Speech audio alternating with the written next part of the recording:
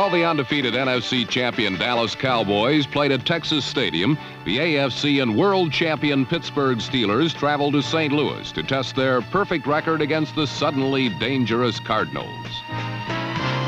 Today, the NFL Game of the Week provides a State of the Union message concerning the two participants in Super Bowl 13. The Pittsburgh Steelers appear even more menacing this season, thanks to a talent glut that replaces injured starters with brilliant, ready reserves. Even at this early stage, the team appears a shoo-in for Super Bowl 14 in Pasadena. If the Cowboys are in trouble, neither Tom Landry nor his players show it. Perhaps the reason was their opponents, the Chicago Bears. For 2 decades, Chicago quarterbacks have been nothing more than glorified head waiters, dishing off menus to running backs, Willie Gallimore, Gale Sayers, and number 34, Walter Payton. Against the Doomsday defense, wonderful Walter exploded for 134 yards on 22 carries. Since Payton handles the ball 65% of the time, many suggest matters would be simplified if he stood under center and let the offense go from there. Critics say Vince Evans, number 8, is just another short Southern Cal quarterback with little touch or feel for the game. Evans, caught in the Bears' revolving door quarterback situation, was sacked 5 times by the blitzing Cowboys.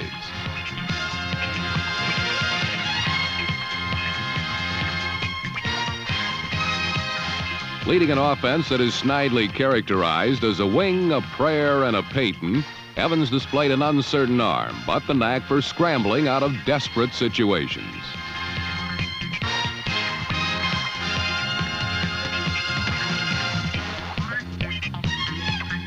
Evans' ability to run accounted for the Bears' first touchdown on a quarterback draw.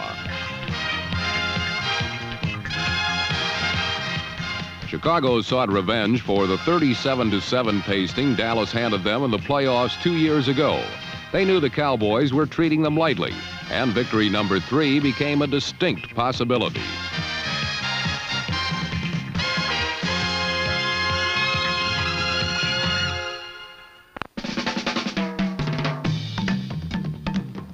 For many years, the Bears have been known as a tough team.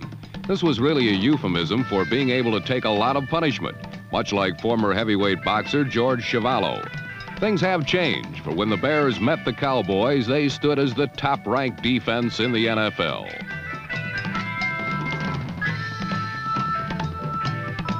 To reach Roger Staubach, the Bears blitz linebackers, even safeties. This strategy often rattles young quarterbacks, but usually backfires against seasoned ones.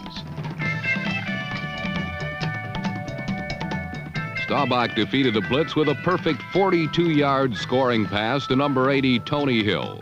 It was a brilliant start on a day that would see the 37-year-old veteran throw for over 200 yards and 3 touchdowns. In their first 2 games, the Cowboys were betrayed by an inability to run the football. All this seems solved by the return of Tony Dorsett, number 33.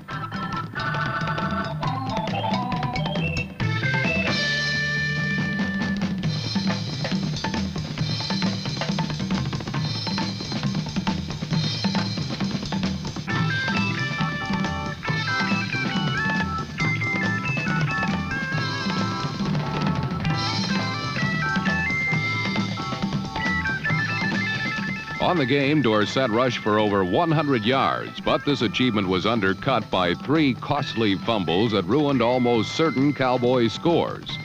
Turnovers are often a byproduct of the staggering numbers of plays and flim-flams the Cowboys employ. They are often criticized for experimenting like a dilettante, when in fact they could stop opponents like a street gang. Leading 10-7 at the start of the second half, the Cowboys tried to step on the Bears quickly.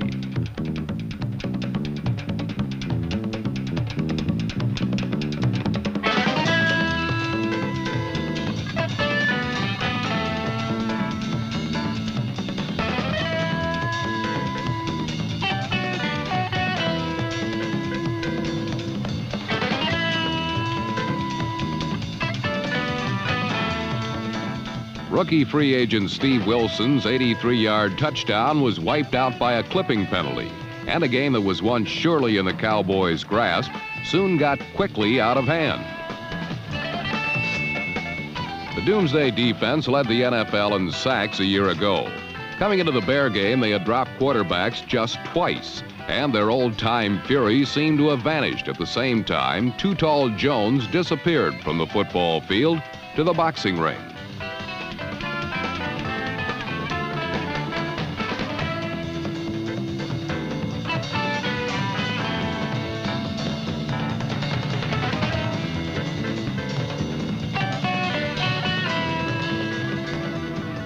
To counter Vince Evans' facility for moving in and out of the pocket, the Cowboys opted to blitz on sure passing downs. This strategy cost them dearly when Evans hooked up with number 83, Golden Richards, for an easy 52-yard touchdown.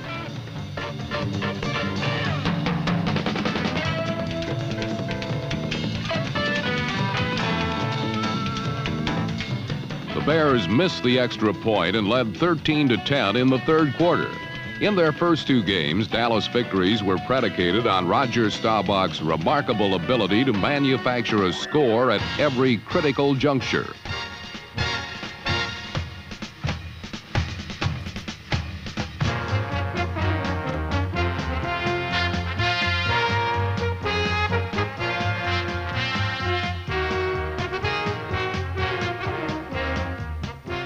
The Cowboys' wellspring of plays is almost bottomless, but near the goal line, the tried and true method is to get the ball to tight end Billy Joe Dupree, number 89.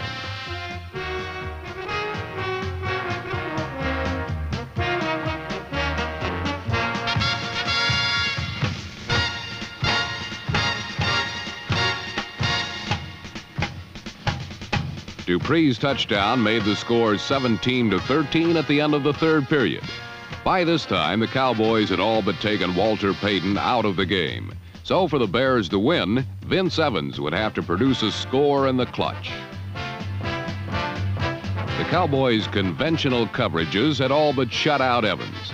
But on this Sunday, they appeared to have a death wish on defense. And just as they had done on Golden Richards' touchdown, they blitzed, which left single coverage on the Bears' most dangerous receiver. James Scott, number 89, beat Aaron Kyle to the ball in the end zone for a 64-yard touchdown as Chicago regained the lead over Dallas 20-17 in the last quarter. Vince Evans had completed 5 of 16 passes for 118 yards, 116 of them coming on the 2 blitz beaters to Richards and Scott. For the third time in 3 weeks, the Cowboys would try to pull out a victory in the final minutes. It is at this moment in a football game that the value of Preston Pearson, number 26, cannot be overestimated.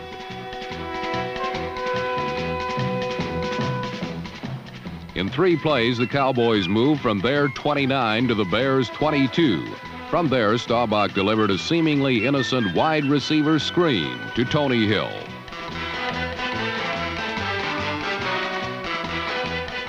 Hill's 22-yard scamper returned the lead to Dallas 24-20 and is worth reviewing for 3 reasons. Number 1, the play selection was immensely resourceful. Number 2, a hole open due to number 67 Pat Donovan's block on number 24 Virgil Livers. Number 3, the running ability of Tony Hill along such a narrow corridor. With less than 2 minutes to play, the Bears had to travel 80 yards for a touchdown, since an earlier extra point canceled their chance for a tying field goal.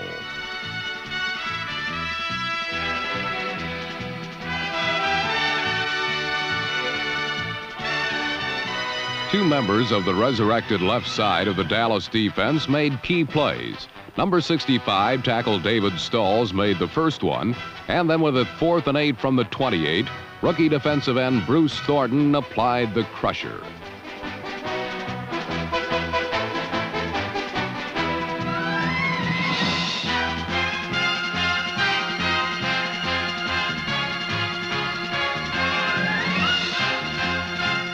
Thornton, number 77, reminds Dallas people of another raw rookie who stormed out of East Texas State 7 years ago to eat up quarterbacks.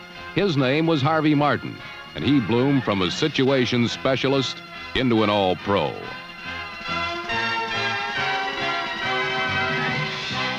For Vince Evans and the Bears, there was time to anguish over what could have or should have been. There were many possibilities to explain the fermentation of some sour grapes, as Dallas escaped for their third narrow victory to remain undefeated. Although the Bears' luck was bad this day, it was nothing compared to that of the St. Louis Cardinals.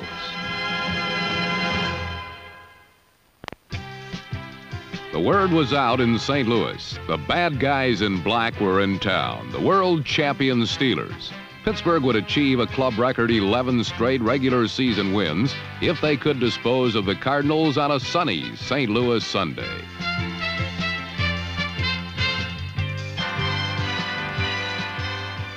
The meanest of the mean, middle linebacker Jack Lambert doesn't concern himself with records. He just likes to hit people.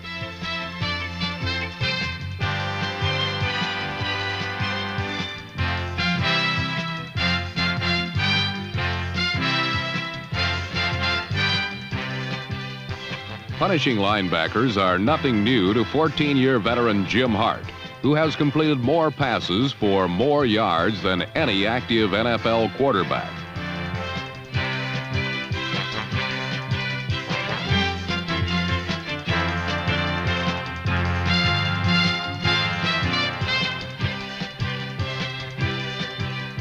Many of Hart's completions have been to deep threat Mel Gray, whose reputation as a speedster was responsible for the 48-yard gain. Another look reveals that the Steelers secondary was primarily concerned with Gray going deep, so number 85 neatly turned in between defensive zones to make the catch.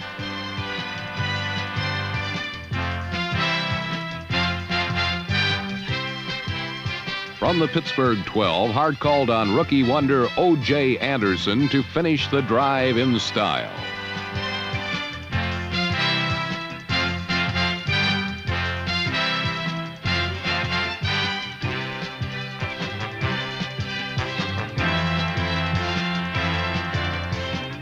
Establishing himself as a remarkable running back, Anderson rushed for over 100 yards against the Cowboys and Giants. The number 1 pick's prime asset is his ability to get outside quickly, past the outside linebacker, as a repeat of the score reveals.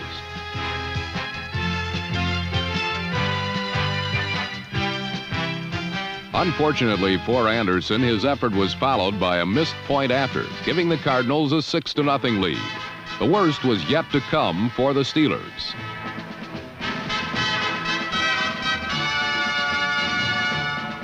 The usually sure-handed John Stallworth was the man responsible for relinquishing the ball. Hart hoped to capitalize quickly.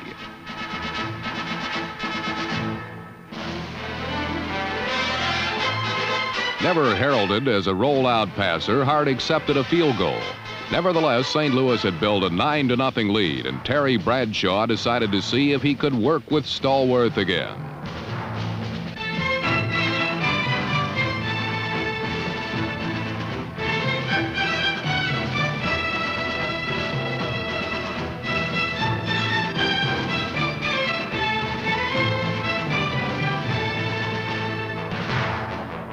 Big John made it 2 for 2 in the fumble department, but the Steelers maintained control. Bradshaw again looked downfield.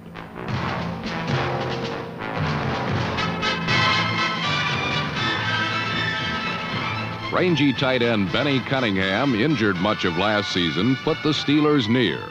Now, if John Stallworth could only hold on to the ball, it wouldn't take long for Terry to find out. With his lead cut to 9-7, Hart sought out a way to pad things a bit.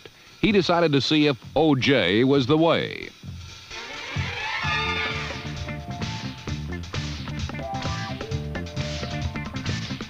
O.J. was not the way. The fast-improving member of the Steeler front, John Banaszak, Dwight White's replacement at defensive end, saw to it personally.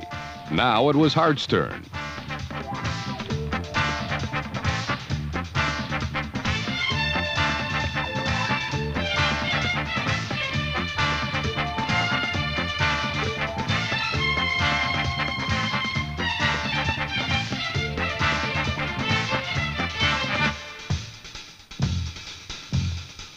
It was ruled that tight end Gary Paris didn't get in, but a Theodis Brown 1-yard plunge provided the pad that Hart had sought out and inspired the Big Red defense.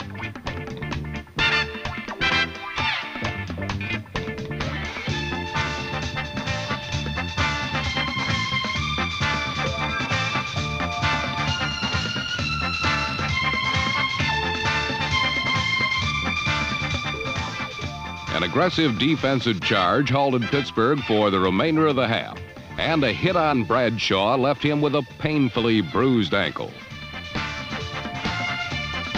Without Bradshaw, second-year coach Bud Wilkinson thought the Steelers would be bereft of leadership, and more importantly, without the pulse of their attack in the final 30 minutes of play.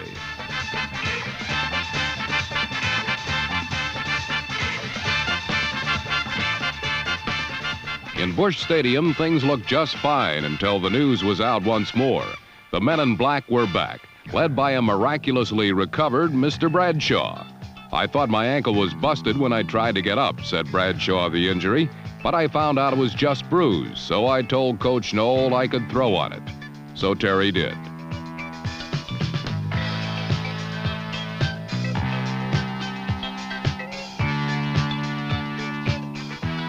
St. Louis converted Bradshaw's rustiness into a field goal. Trailing 18-7, the Steelers were forced to punt. Enter number 39, Willard Harrell.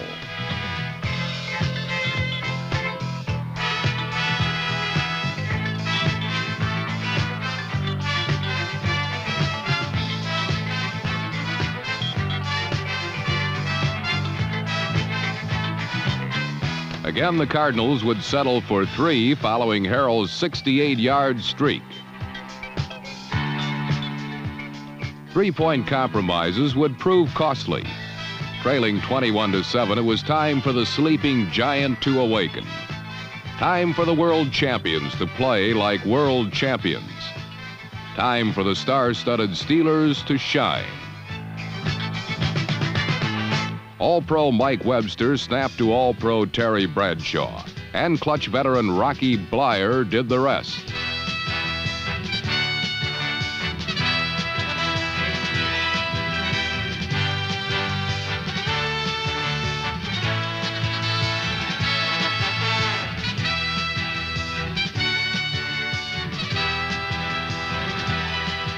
Six carries by Rocky the Workhorse highlighted a marathon 17-play scoring drive, and the Steelers trail by merely a touchdown with plenty of time remaining in the fourth quarter. Now it was Pittsburgh's turn for the big punt return.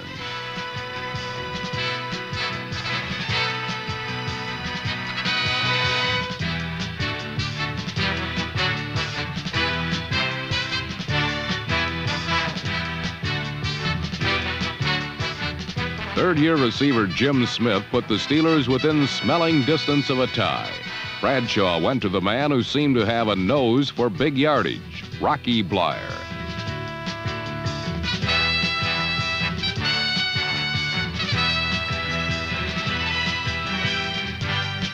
Bleier's 28-yard gain was further evidence of the Steelers' awakening. Bradshaw and Cunningham combined to tie the game, invading a sleepy St. Louis secondary.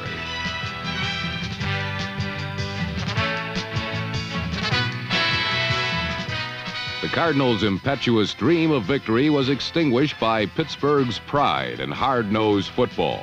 Bradshaw proceeded to break the 21-21 deadlock.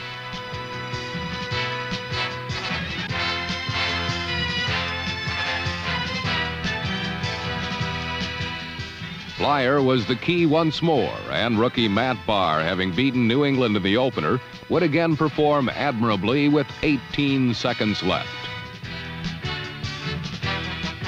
As Chicago had severely tested the Cowboys, the Cardinals had challenged the world champions. Both Chicago and St. Louis didn't come up empty after the heartbreaking losses. They were tempered and educated by two of pro football's finest teams. However, the 24-21 lesson from Pittsburgh proved to be a very painful means of learning.